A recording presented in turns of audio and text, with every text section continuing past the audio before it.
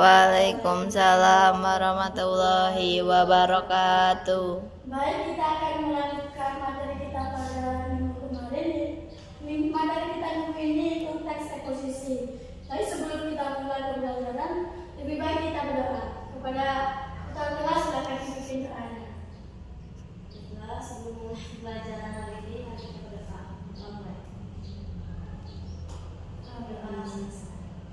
Baik, yang tidak masalah ini siapa? Banyak dua orang. Siapa? Abi sama Karina. Oh ya. Baik, langsung saja kita akan lanjut materi kita pada minggu ini, yaitu teks eksposisi.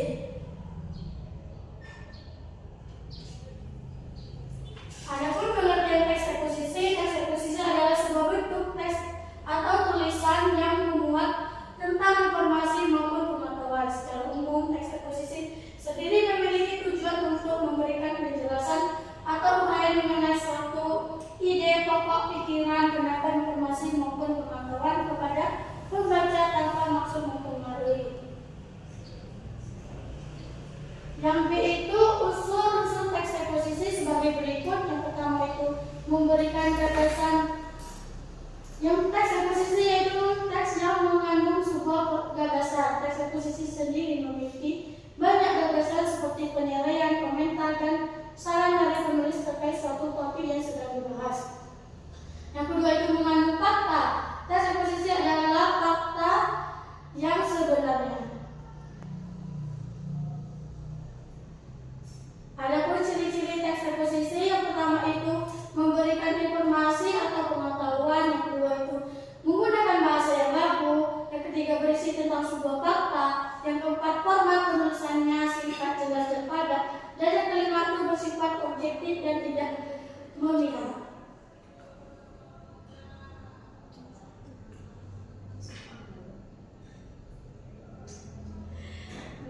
Kemudian yang itu struktur teks eksposisi itu yang pertama itu tesis. Tesis sendiri dapat dipahami sebagai bagian yang memiliki fungsi untuk menyajikan pengenalan isu, masalah, gagasan utama hingga pandangan penulis secara umum terkait topik atau masalah yang dibahas.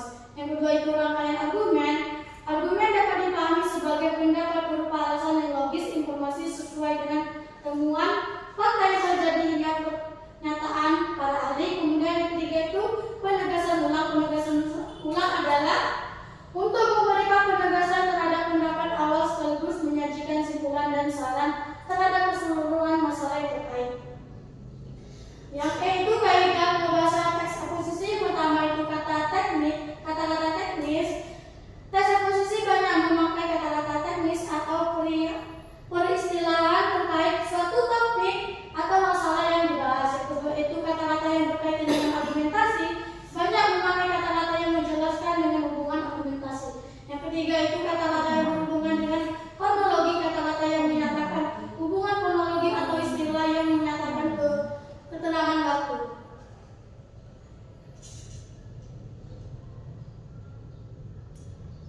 Yang keempat itu kata-kata rujukan. Kata-kata rujukan itu menghubungkan dengan suatu informasi atau pendapat seseorang. Yang keenam itu kata-kata persuasif. Kata-kata persuasif untuk mengajak atau memengaruhi lawan tutur. Dan yang terakhir itu kata-kata denotatif.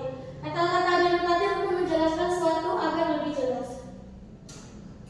Next. Kemudian jenis-jenis teks eksposisi. Yang pertama itu eksposisi definisi, yang kedua eksposisi proses, yang ketiga eksposisi ilustrasi, dan yang keempat itu eksposisi pertentangan. Next. Yang keenam teks eksposisi perbandingan. Kemudian ada materi terakhir itu cara membuat teks eksposisi. Yang pertama itu tentukan tema, kedua kumpulkan sumber untuk bahan tulisan, yang ketiga kerangka tulisan, dan yang keempat itu kembangkan kerangka tulisan. Baik, itu saja yang dapat disampaikan. Kemudian kita akan lanjut materi yaitu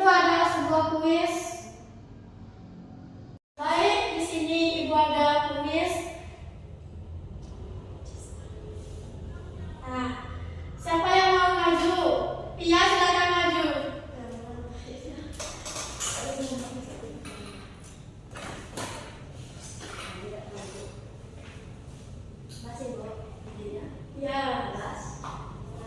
Ibu. Sis. Ya.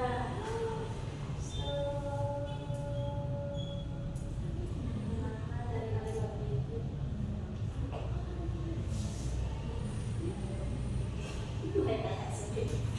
Mulai dari anak